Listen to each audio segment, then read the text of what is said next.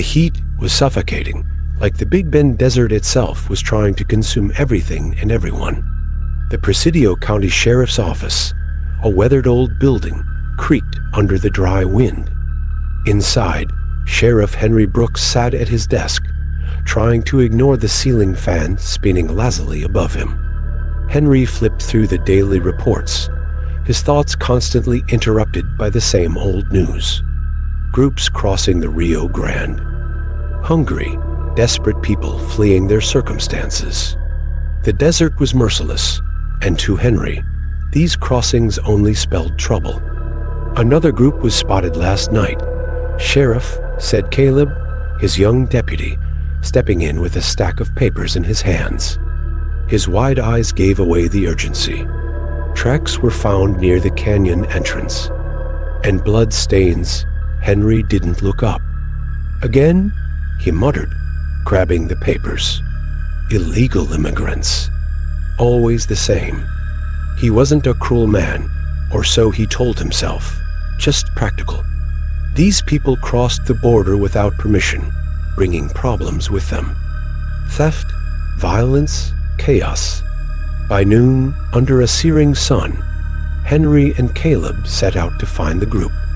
The Big Bend Desert was vast, its rocky formations towering, its trails treacherous.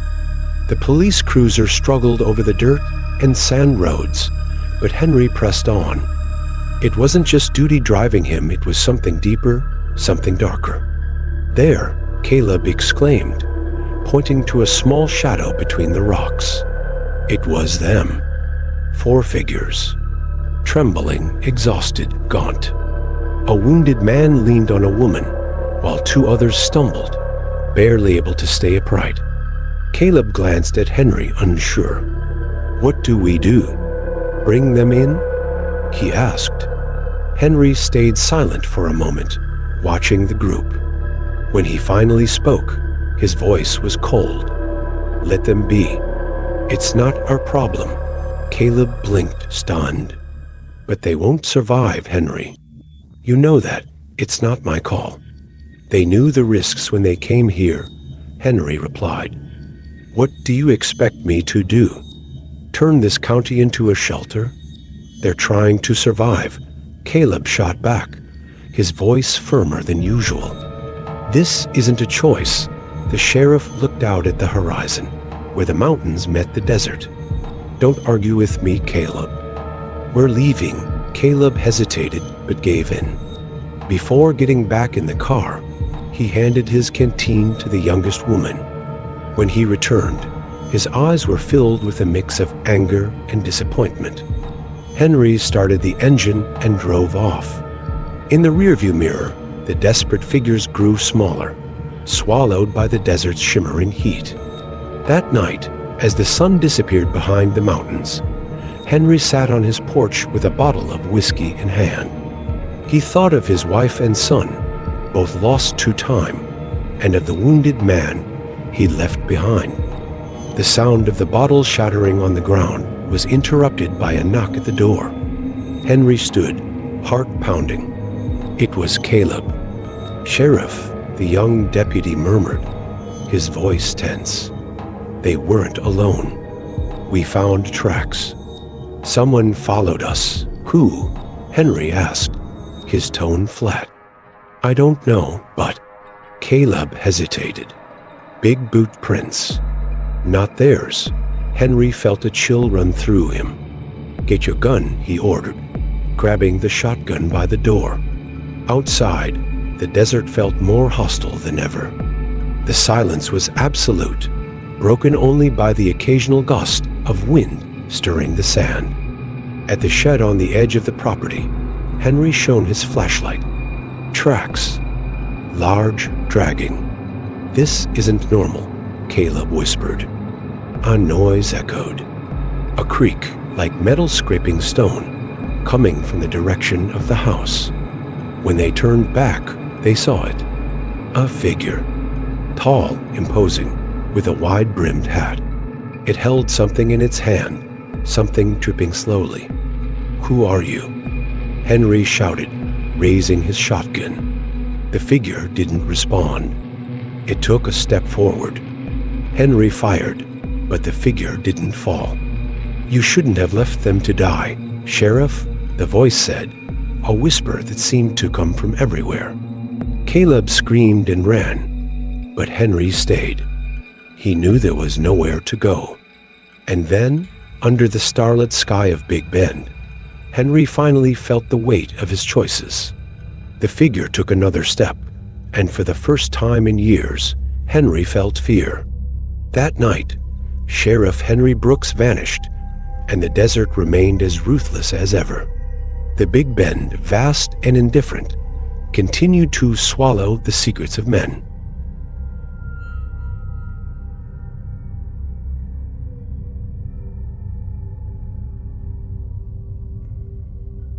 In the blistering heat of the Texas desert, the small town of Perdido served as a way station for immigrants trying to cross the border in search of a better life. Sheriff Walter McAllister, a man in his early 50s, was known for his relentless dedication to maintaining order. To Walter, immigrants weren't just people seeking opportunity. They were a threat to what he saw as the core of his town and his nation. It was a sweltering summer night when Walter got a call over the radio. A local rancher, Earl, had spotted lights near an old, abandoned barn on his property. It was a known rest stop for immigrants before they pushed further into the desert. Walter grabbed his hat, loaded his revolver, and headed out, his truck kicking up clouds of dust as he sped down the dirt road. When he arrived at the barn, it was empty. But there were signs that someone had been there: torn clothing, crumpled water bottles, and the faint tracks of bicycle tires vanishing into the desert's darkness. Something about the scene felt off. Walter caught a whiff of rotting meat in the air, but couldn't pinpoint the source. The next morning, Walter was called out to investigate a body found on the outskirts of town. It was a young man, clearly an immigrant. He was lying face down, his hands bound behind his back. There were no signs of a struggle, but his face was frozen in an expression of sheer terror. The coroner couldn't determine the cause of death. Walter started to suspect that a local vigilante might be taking matters into their own hands, perhaps trying to help the authorities scare off immigrants. He questioned Earl, who swore he didn't know anything, but there was something in the rancher's eyes that made Walter uneasy. As the investigation continued, Walter began receiving anonymous phone calls. A distorted, almost mocking voice left brief messages. "They don't belong here, Sheriff." Walter dismissed the calls as pranks. But one evening, he returned home to find a message scrawled in Spanish across his truck's door. "La sangre pide justicia," blood demands justice. Paranoia began to creep in.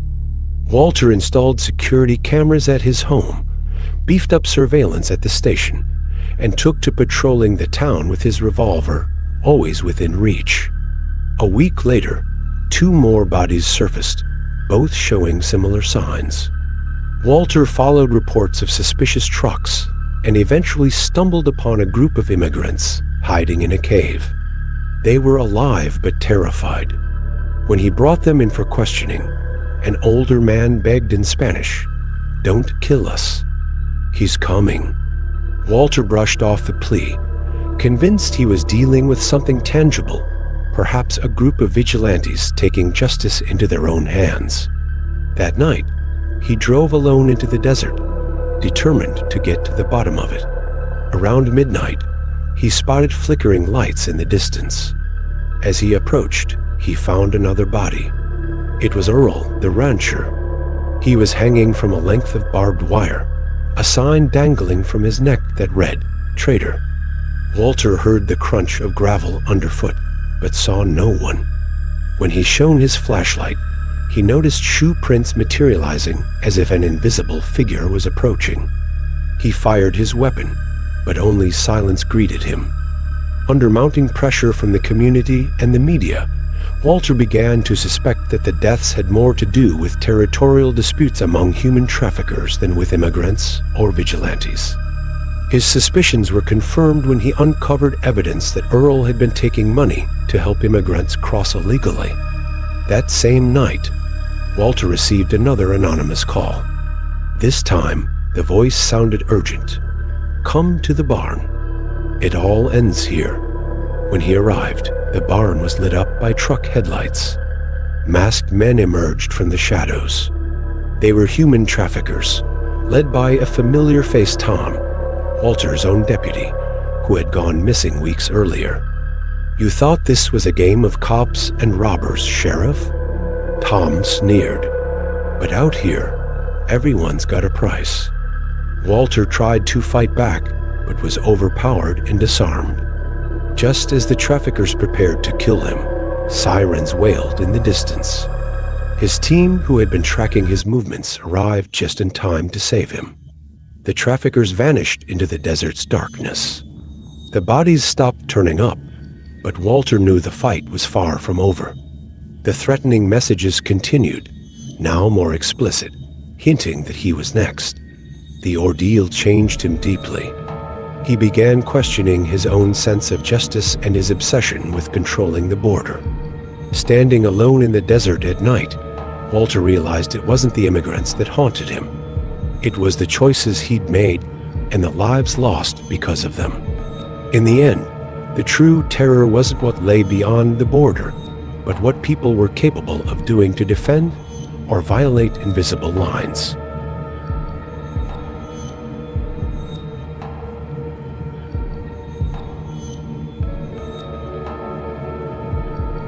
My name's Dale Kincaid, Sheriff of Brewster County, Texas.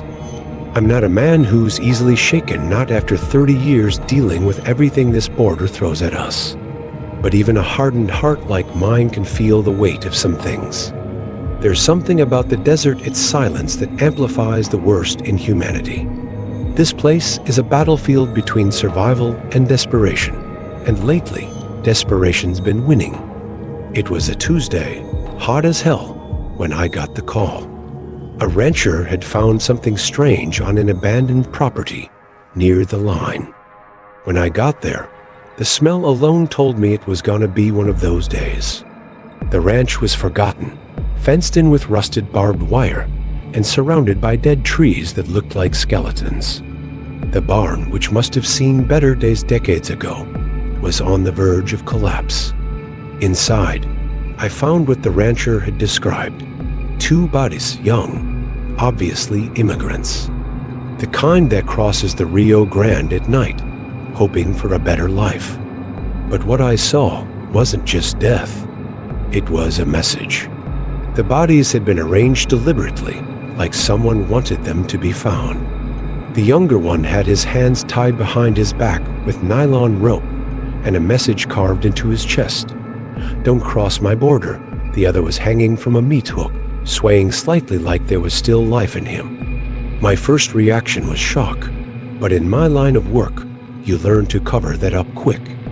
I knelt down, studying the ground truck tracks, boot prints, dried blood trailing toward the entrance. Whoever did this knew what they were doing. This wasn't the work of coyotes. It was something more calculated. My team showed up not long after. Deputy Reynolds winced at the smell. "Jesus, Dale, what the hell happened here?" "This isn't desperation, Reynolds. This is vengeance or a warning. Maybe both." The forensic team arrived, and I handed the scene over to them. The desert isn't kind to bodies, and I knew the longer we waited, the harder it'd be to get answers. Driving back to the office, the faces of the dead stayed with me. One of them, the older one, looked vaguely familiar. Maybe I'd seen him on a recent patrol. That night, I sat at my desk, going through missing persons reports. Most of them were immigrants. Blurred faces and poorly taken photos. Men and women whose stories would probably never be told. But one name caught my attention. Esteban Vargas, 19 years old, from San Luis Potosí. His description matched the body found in the barn. The report said he was traveling with his younger brother, Miguel, 16. Esteban and Miguel. I whispered their names to myself. It was my way of giving the horror a face, as if naming the dead could ease the guilt. But it didn't. The next day, I started digging. I went to a small bar in town, the kind of place where truckers and seasonal workers gather. That's where I found Tom S., an old-timer who knows more about what happens along the border than any official report. I bought him a beer and asked if he'd heard anything about 2 missing young men. He eyed me warily. Plenty of people go missing, Sheriff. Who cares about them? I do, Tom S. Just tell me what you know, he sighed, scratching his gray beard. I've heard about a man, someone who hates border crossers. Calls himself the Guardian.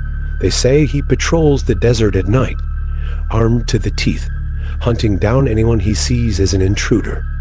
But no one's ever seen him up close. The name or nickname was new to me, but the idea wasn't. I've dealt with vigilantes before, people who think the law's too soft and decide to take matters into their own hands. Some are just fanatics. Others, something worse.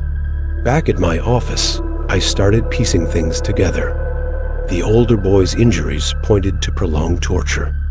That meant he'd been kept alive for some time. The younger one? The evidence suggested he died quickly.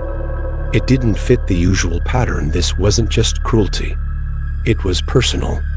I decided to return to the ranch at night, alone. Something about the place nagged at me, like there were still clues waiting to be found. When I arrived, the desert's silence felt heavier, oppressive. An old truck was parked in the distance, and a shadow moved near the barn. I grabbed my flashlight and gun and moved in cautiously. Who's there? My voice echoed in the emptiness. No answer. Then I heard quick footsteps running through the brush. I followed the sound, my eyes adjusting to the dark. When I reached the truck, I saw it had been shot up, the tires flattened. On the ground, a radio crackled faintly. "You gonna cross my border?" A rough voice came through the static. Before I could respond, I heard an engine roar to life. I turned to see a second truck speeding off into the desert, disappearing into the night. The next few days were a race against time. Between phone calls and interrogations, the pieces led me to a man named Roy Calhoun, a veteran who lost everything in the financial crash. He lived on the fringes of society, fueled by anger and twisted ideals about who belonged here. The showdown with Calhoun was inevitable. When I found him at his cabin in the desert, he was waiting. "They don't belong here, Sheriff," he said, a rifle resting across his lap. "And if you think I'm gonna stop, you're dead wrong." The fight was quick and brutal. I managed to disarm him, but not without a cost. As he was hauled away in cuffs, I looked out at the horizon. The desert remained indifferent, as it always does. But that night, as I washed the blood from my hands, I realized there are no winners in this silent war. Only victims.